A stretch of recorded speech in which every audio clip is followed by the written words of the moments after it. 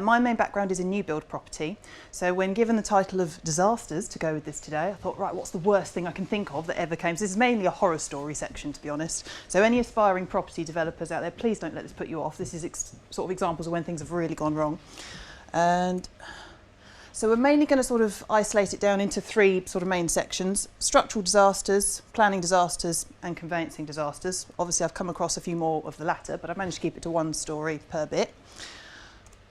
Structural disasters, yeah, I wasn't allowed to use bullet points, by the way, so that's the only reason for every story needs pictures. So this particular example was, I was working for a developer who was converting a block of flats in South London, obviously residential use, from commercial use to residential use, as quite a lot of developers are doing these days. It was an 8-storey building to start with, and they were adding an additional storey on top. We were meant to be completing, if anyone remembers, back into the March when all the stamp duty stuff sort of kicked off. And obviously the 3% rate got added. The main sort of market for these flats was property investors, so obviously the 3% rise was going to hit them hard. So there was big pressure to try and get everyone completed for the 31st of March. Unfortunately, the development manager turned up on something like the 28th of March to say, right, okay, unfortunately, we're not going to be completing all of these units on time. I said, right, why? Apparently, and this was a weekend of particularly bad weather. I know in Britain we're not particularly great with our weather anyway, but this, we don't get a lot of hurricanes or anything like that. But unfortunately, the reason this particular development couldn't finish on time was because a wall blew over. Literally on the 9th floor, just surrounding walls, etc. And apparently the winds got a bit too high at that altitude in South London, and it blew over onto some very convenient scaffolding, which was only in place because there was a graffiti artist doing some sort of mural on the side of it. Otherwise that wouldn't have been there, and it would have fallen on a nursery. So moral of that particular story is use good contractors that know how to deal with high winds. So that was a particularly extreme example of structural disasters, but it can happen if you're not careful, and regardless of how much sort of protection you've got around the edge of it, using a good contractor is obviously key. So, planning disasters. Now this particular story is actually from someone else rather than me, but particular client that was buying a development, was going to build about 30 to 40 luxury houses on it, and he was going to use, there was an existing access that went into the development as per the land that he'd already bought, and he was going to use that, which was fine.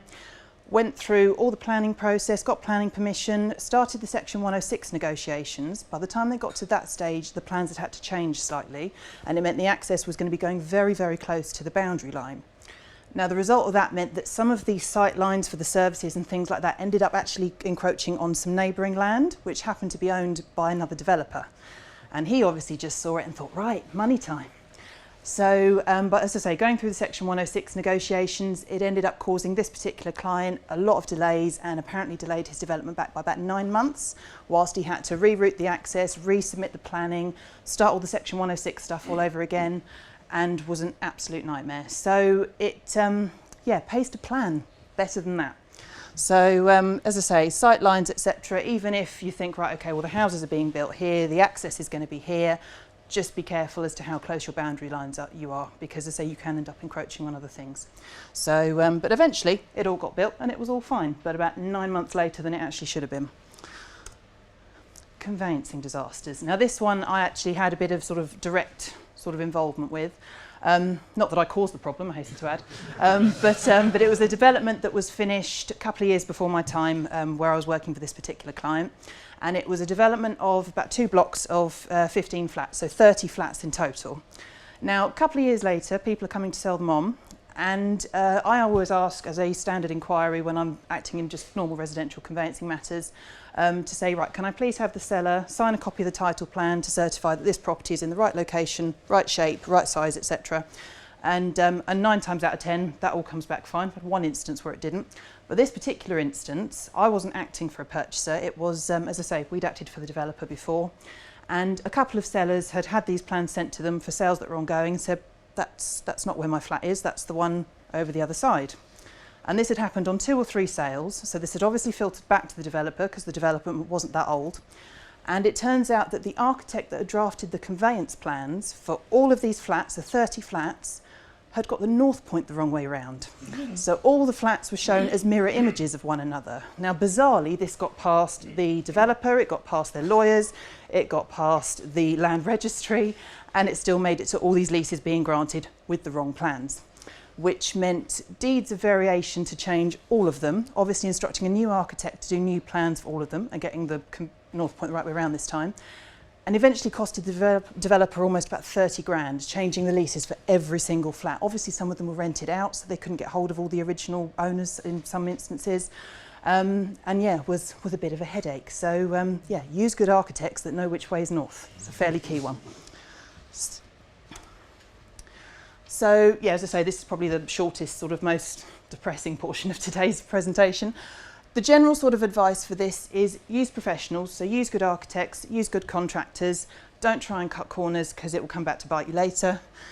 Read everything twice, as I say, back to Mr. Sightlines going way too close to his boundary.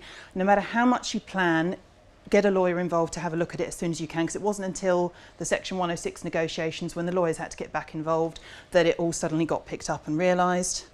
Manage your expectations. Obviously with my chap with his wall blowing down, all that sort of thing, obviously you've got tons of different investors and purchasers all looking to try and buy onto this development at the same time to try and avoid the whole 3% stamp duty excess.